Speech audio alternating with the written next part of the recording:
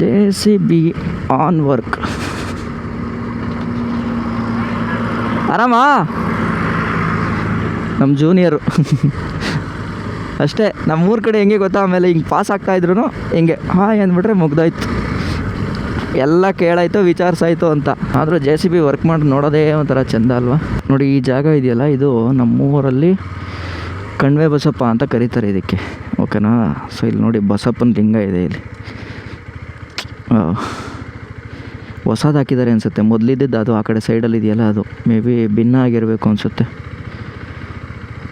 Gas supply ಊರಿಗೆ, okay. So ಇದೇನು ಅಂತಂದರೆ ಇಲ್ಲಿ ಲೋಡ್ ಕಟ್ಕೊಂಡು ಬರೋರು, ಜೊತೆಗೆ ಬಸ್ಸೆಲ್ಲ ಹೋಗುತ್ತಲ್ಲ ಅವರೆಲ್ಲ, ಯಾವುದೇ ಬಸ್ ಹೋಗಲಿ. ಆ್ಯಕ್ಚುಲಿ ನಾನು ಅದು ಒಂದು ಹೇಳಬೇಕು, ನಮ್ಮೂರಲ್ಲಿ ಒಂದು ಕೌದಳ್ಳಿ ಅವ್ರದ್ದು ಬಸ್ ಇತ್ತು. ಸೊ ಅವ್ರು ಆ್ಯಕ್ಚುಲಿ ಮುಸ್ಲಿಮು, ಬಟ್ ಅವರ ಯಾರೇ ಡ್ರೈವರ್ ಬಂದ್ರೂ ಅವರಿಲ್ಲಿ ಕಡ್ಡಿ ಕಚ್ಬಿಟ್ಟು ಹೋಗೋರು, ಅಂದರೆ ಕರ್ಪೂರ ಹಚ್ಬಿಟ್ಟು ಹೋಗೋರು. ಸೊ ನಮ್ಮ ಕಡೆ ಅದೊಂದು ಖುಷಿ ಇದೆ ನನಗೆ. ಹಿಂದೂ ಮುಸ್ಲಿಂ ಕ್ರೈಸ್ತರು ಎಲ್ಲರೂ ಇದ್ದೀವಿ, ಬಟ್ ಎಲ್ಲ ಅನ್ಯೋನ್ಯವಾಗಿದ್ದೀವಿ. ತುಂಬ ತಾರತಮ್ಯ ಮಾಡಿಕೊಂಡು ಜಗಳ ಮಾಡಿಕೊಂಡು ಅವೆಲ್ಲ ಏನಿಲ್ಲ, ಸಣ್ಣ ಪುಟ್ಟದಿರುತ್ತೆ, ಬಟ್ ಆದರೆ ಎಲ್ಲ ಅನ್ಯೋನ್ಯವಾಗೇ ಇದ್ದೀವಿ. ಸೊ ನನಗೆ ಅದು ಈ ವೈಬೆಲ್ಲ ನನಗೆ ತುಂಬ ಮ್ಯಾಚ್ ಆಗುತ್ತೆ, ತುಂಬ ಖುಷಿ ಕೊಡುತ್ತೆ ನನಗೆ, ಒಂಥರ ಚೆಂದ. ಇದು ಎಸ್ ಬ್ಯಾಂಡ್. ಸೊ ಇದು ತುಂಬ ಫೇಮಸ್ಸು ನಮ್ಮೂರಲ್ಲಿ, ಯಾಕಂದರೆ ಸಿಕ್ಕಾಪಟ್ಟೆ ಆಕ್ಸಿಡೆಂಟ್ಗಳು, ತುಂಬ ಜೀವಗಳು ಹೋಗಿರೋದು ಈ ಎಸ್ ಬ್ಯಾಂಡಲ್ಲೇ.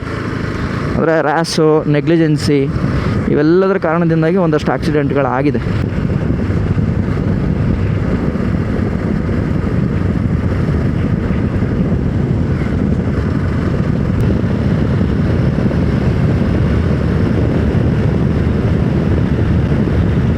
ಏನು ಫ್ಲಾಟ್ ಆಗಿದೆ ನೋಡಿ ಈ ರೋಡು, ನಿಮ್ಗೆ ಅದು ಫೀಲ್ ಆಗ್ತಾ ಇದೆಯಾ? ಸೊ ನಿಮ್ಗೆ ಇದು ಎಲ್ಲಿ ಫೀಲ್ ಆಗುತ್ತೆ ಅಂತಂದರೆ, ಈ ಥರ ರೋಡು ಚಾಮರಾಜನಗರದಿಂದ ಸತ್ಯಮಂಗಲಂ ಹೋಗ್ಬೇಕಾದ್ರೆ, ಅಂದರೆ ದಿಂಬಮ್ ಘಾಟ್ನ ಪಾಸ್ ಆಗಿ ಕೆಳಗಡೆ ಇಳಿದ ಮೇಲೆ ಆ ಬನ್ನಾರಿ ದೇವಸ್ಥಾನದ ಹತ್ರ ಹಿಂಗೊಂದು ಸ್ಟ್ರೆಚ್ ಇರುತ್ತೆ ಗೊತ್ತಾ.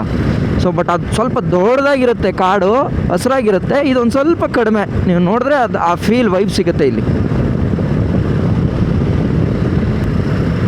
ನಮ್ಮೂರಿನ ನೆಕ್ಸ್ಟ್ ಚೌಕಿಗೆ ಬಂದ್ವಿ ನೋಡ್ಕೊಳ್ಳಿ. ಸೊ ನಾನು ಅಷ್ಟೊತ್ತಿಂದ ಹೇಳ್ತಿದ್ನಲ್ಲ, 4 ರೋಡ್ ಅಂತ, ತಮಿಳಲ್ಲಿ 4 ರೋಡ್ ಅಂತಂದರೆ 4 ರೋಡ್ ಅಂತ. ಸೊ ಕ್ರಾಸ್ ಕಟ್ಟಾಗುತ್ತೆ. ಈ ಕಡೆ ರೈಟ್ಗೆ ಹೋದರೆ ತಮಿಳ್ನಾಡು, ಲೆಫ್ಟ್ಗೆ ಹೋದರೆ ರಾಮಪುರ ಕೊಳ್ಳೇಗಾಲ, ಸ್ಟ್ರೈಟ್ ಹೋದರೆ ಮಲೆಮಹದೇಶ್ವರ ಬೆಟ್ಟ ರೋಡು. ಆ್ಯಂಡ್ ಅಲ್ಲಿಂದನೂ ಕೂಡ ನಾವು ಕೊಳ್ಳೇಗಾಲಕ್ಕೆ ಹೋಗಬಹುದು. ನೋಡ್ತಾ ಇದ್ದೀರಾ, ಈ ಕಡೆ ಒಂದು ರೋಡ್, ಈ ಕಡೆ ಒಂದು ರೋಡ್, ಈ ಕಡೆ ತಮಿಳ್ನಾಡಿಗೆ ಹೋಗುತ್ತೆ, ಸ್ಟ್ರೈಟ್ ಹೋದರೆ ಮಾಚಳ್ಳಿಗೆ ಹೋಗ್ಬೇಕಾದ್ರೆ ಇಲ್ಲೇನೋ ಒಂದು ನೋಡಿದೆ. ಸೊ ಆರ್ಮಿ ರಿಲೇಟೆಡ್ ಅಂತೇನೋ ಬರೆದಿದ್ದೆ, ಬನ್ನಿ ನೋಡ್ಕೊಂಬರೋಣ. ಯಾಕೆ ಅಂತಂದರೆ ನಾವು ಈ ಸೈಡ್ ಇವಾಗ ಬರ್ತಾ ಇದ್ದೀವಲ್ಲ, ಇವೆಲ್ಲ ಒಂಥರ ಈ ಇದಕ್ಕೆ ಸಂಬಂಧಪಟ್ಟಂಥದ್ದು. Army association trust Matalli, ಕೇಳ್ಕೊಬರೋಣ.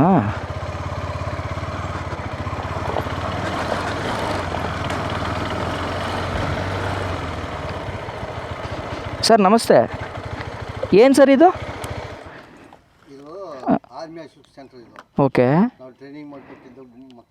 ಓ, ಅಂದರೆ ಯಾರು ಆರ್ಮಿಗೆ ಸೇರ್ಕೋಬೇಕು ಅಂತಾರೋ ಅವ್ರಿಗೆ? ಹೌದಾ, ನೀವು ಯಾವ ಊರು? ಮಾಟಳ್ಳಿಯವರಾ? ಓಕೆ. ಮಿಲ್ಟ್ರಿಗೆ ಪ್ರೆಸೆಂಟು? ಹೌದಾ ಸರ್. ಈಗ ಒಟ್ಟಿನಲ್ಲಿ ಈಗ ರನ್ನಿಂಗಲ್ಲಿ ಇದೆಯಾ ಈಗ? ಹಾಂ, ಹೌದಾ. ಇದೆಲ್ಲ ಅಂತಂದರೆ ಫಂಡಿಂಗು ಅಂದರೆ ಎಲ್ಲ ಪಾಪ ಯಾರು ಹೋಗಿ ಬಂದಿರ್ತಾರೋ ಅವರೇ ಮಾಡಿರೋದು, ಓಪನ್ ಮಾಡಿರೋದು? Thank you. ನಾನು ಹೂಗ್ಯಮವನೇ.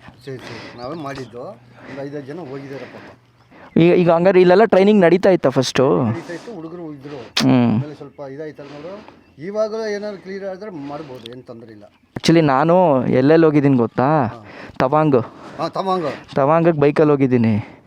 ತವಾಂಗ್ ನಾನು ಅಲ್ಲಿ ಟ್ರೈನ್ ಮುಗಿಸ್ಮೇಲೆ ತವಾಂಗ್ ಏರಿಯಾ ಅರುಣಾಚಲ ಪ್ರದೇಶದಲ್ಲಿ ಡ್ಯೂಟಿ. ನಾನು ಬೂಮ್ಲಾ ಪಾಸ್ಗೆ ಹೋಗಿದ್ದೆ ನಾನು ಆವಾಗಲೇ ಇಲ್ಲಿ ಎಂಟ್ರಿ ಆಗಬೇಕಾದ್ರೆ ಹೇಳಿದೆ ನೋಡಿ, ಇಲ್ಲಿ army association trust at Matalli, Sainik training academy Chamarajanagar.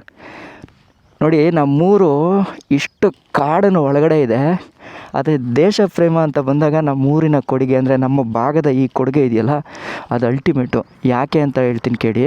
ಈಗ ನೀವೇನು ನೋಡ್ತಾ ಇದ್ದೀರೋ, ನಮ್ಮೂರು ನೆಲ್ಲೂರು, ಜಲ್ಲಿಪಾಳ್ಯ ಆ್ಯಂಡು ಮತ್ತು ಹೂಗ್ಯಮ್ಮು, ಈ ಬೆಲ್ಟು ಮತ್ತು ಇಲ್ಲಿ ಮಾಟಳ್ಳಿ, ಒಡ್ರದೊಡ್ಡಿ, ನೀವು ಈ ಬೆಲ್ಟಲ್ಲಿ ತೊಗೊಂಡ್ರೆ ಎಷ್ಟು ಎಷ್ಟು ಜನ ಮಿಲ್ಟ್ರಿಗೆ ಸೇರ್ಕೋತಾರೆ ಅಂತಂದರೆ ನನ್ನ ಫ್ರೆಂಡ್ಸೇ ಎಷ್ಟೋ ಜನ ಮಿಲ್ಟ್ರಿಗೆ ಸೇರ್ಕೊಂಡಿದ್ದಾರೆ.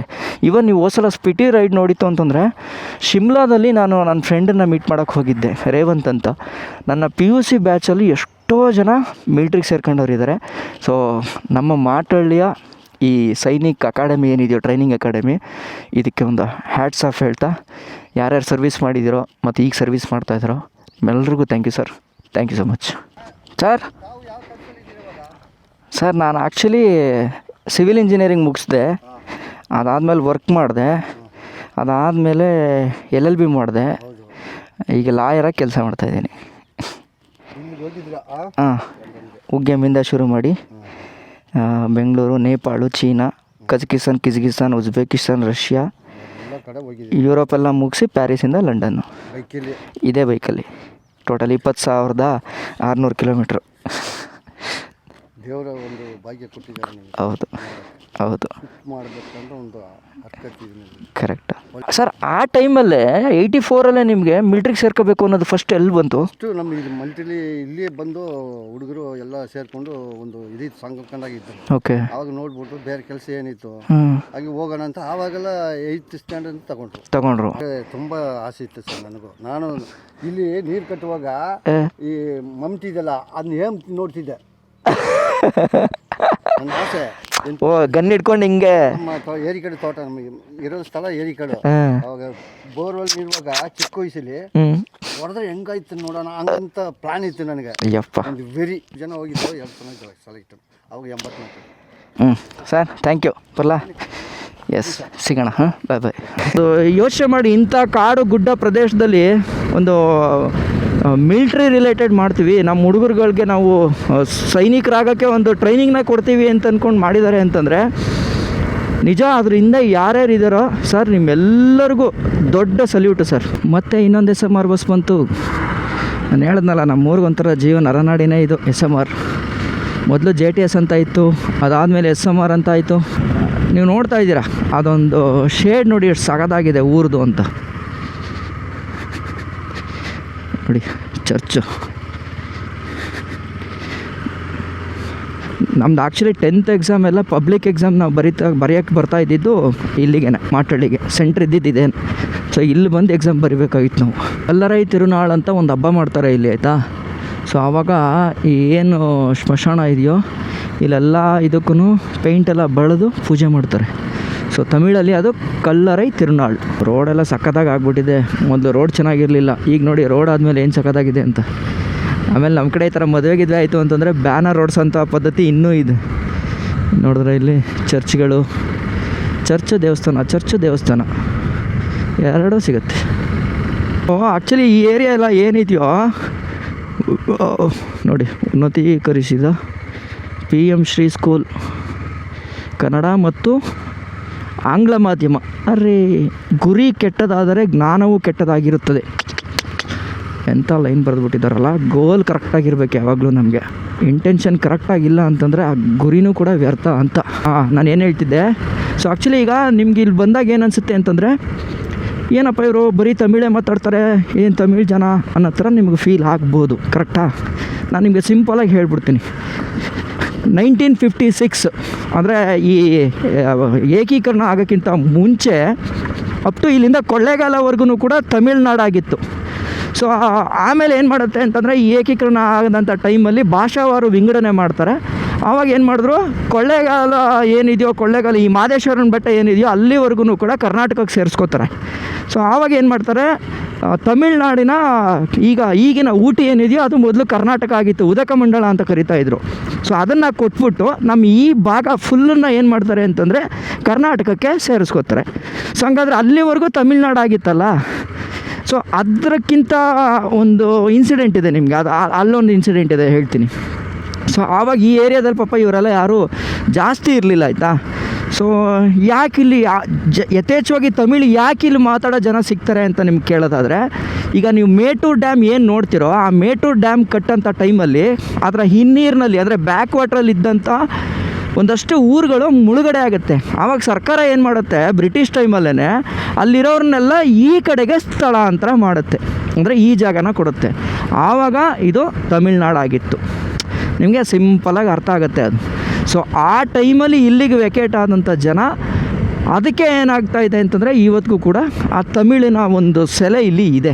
ಹಂಗಂತಂದ್ಬಿಟ್ಟು ಪಾಪ ಇವರೆಲ್ಲ ಕನ್ನಡ ವಿರೋಧಿಗಳು ಆ ಥರ ಎಲ್ಲ ನಾನು ಕೆಲವೊಂದು ವೀಡಿಯೋ ನೋಡಿದ್ದೀನಿ. ಅಲ್ಲ, ಇಲ್ಲಿ ಅನುಸರಿಸ್ಕೊಂಡು ಜೀವನ ಮಾಡ್ಕೊಂಡು ಹೋಗ್ತಾ ಇದ್ದಾರೆ. ಈಗ ಒಂದು ಜನ್ರೇಷನಿಂದ ಒಂದು ಜನ್ರೇಷನ್ಗೆ ಏನಾಗ್ತಿದೆ ಅಂತಂದರೆ ಕನ್ನಡಕ್ಕೆ ಬರ್ತಾ ಇದ್ದಾರೆ, ಅದು ಅಡ್ಜಸ್ಟ್ ಆಗಬೇಕಲ್ಲ. ಈಗ ಮೊದಲೆಲ್ಲ ಕನ್ನಡ ಓದೋಕ್ಕೆ ಬರೆಯೋಕ್ಕೂ ಕೂಡ ಒಂದಷ್ಟು ಜನಕ್ಕೆ ಗೊತ್ತಿರಲಿಲ್ಲ, ಈ ಹಳಬರುಗಳಿಗೆ. ಈಗ ಹುಡುಗರುಗಳು ಮಕ್ಕಳು ಎಲ್ಲ ಓದೋಕ್ಕೆ ಅಂತ ಹೊರಗಡೆಗೆ ಬಂದಿದ್ದಾರೆ. ಈಗ ಅವರೆಲ್ಲ ಕನ್ನಡದಲ್ಲಿ ಅದ್ಭುತವಾಗಿ ಮಾತಾಡ್ತಾ ಇದ್ದಾರೆ, ಕನ್ನಡದಲ್ಲೇ ವ್ಯವಹಾರ ಮಾಡ್ತಾ ಇದ್ದಾರೆ. ಅವರ ಒಂದು ಜೀವನ ಶೈಲಿನಲ್ಲಿ ಕನ್ನಡ ಬಂದಿದೆ. ಹಂಗೆ ಇನ್ನೊಂದು ಜನ್ರೇಷನ್ ಹೋಯ್ತು ಅಂತಂದರೆ 100% ಕನ್ನಡ ಆಟೋಮೆಟಿಕಲಿ ಬಂದೇ ಬರುತ್ತೆ ಅನ್ನೋದು ನನ್ನ ಅನಿಸಿಕೆ. ನೋಡೋಣ ಮುಂದಕ್ಕೆ ಏನಾಗುತ್ತೆ ಅಂತ. ಬಟ್ ಯಾವುದೇ ರೀತಿ ಹೇಟಿಸಮ್ ಏನಿಲ್ಲ, ಎಲ್ಲರೂ ಚೆನ್ನಾಗಿದ್ದೀವಿ. ಈಗ ನನ್ನ ವೀಡಿಯೋದಲ್ಲೇ ಬಂದ್ಬಿಟ್ಟು ಕಮೆಂಟ್ ಹಾಕ್ಬೋದು ಒಂದಷ್ಟು ಜನ, ನೀನೇ ಕೇಳೋ ಅಲ್ಲಿ ಬೋರ್ಡ್ ಇದೆ ಅದಿದೆ ಅಂತ. ಬಟ್ ನಾನು ವೀಡಿಯೋ ಸ್ಟಾರ್ಟಿಂಗಲ್ಲೇ ಹೇಳಿದ್ದೆ, ಇಲ್ಲಿ ಸಡನ್ನಾಗಿ ಹಂಗೆಲ್ಲ ಕೇಳೋಕ್ಕಾಗಲ್ಲ ಹುಟ್ಟದೂರಲ್ಲಿ. ಸೊ ಈ ಬಾರ್ಡ್ರ್ಗಳಲ್ಲಿ ಹೆಂಗೆ ಅಂತಂದರೆ ನಾವು ಎರಡೂ ಭಾಷೆಗಳನ್ನು ವಿನಿಮಯ ಮಾಡಿಕೊಂಡು ಹಂಚ್ಕೊಂಡು ಬದುಕ್ತಾ ಇದ್ದೀವಿ. ಆದರೆ ಯಾವುದೇ ರೀತಿ ಹೇಟಿಸಮ್ ಇಲ್ಲ, ಮ್ಯೂಚುವಲ್ ರೆಸ್ಪೆಕ್ಟ್ ಕೊಟ್ಕೊಂಡು, ಅವ್ರಿಗೆ ನಾವು ರೆಸ್ಪೆಕ್ಟ್ ಕೊಡ್ತೀವಿ, ನಮ್ಗೆ ಅವ್ರು ರೆಸ್ಪೆಕ್ಟ್ ಕೊಡ್ತಾರೆ. ಆ ಥರ ಜೀವನ ಸಾಗ್ತಾ ಇದೆ ಅಷ್ಟೇ ಇಲ್ಲಿ. ಸೊ ಇದ್ರ ಬಗ್ಗೆ ನಿಮ್ಗೇನು ಅನಿಸುತ್ತೆ ಕಮೆಂಟ್ ಮಾಡಿ ತಿಳಿಸಿ.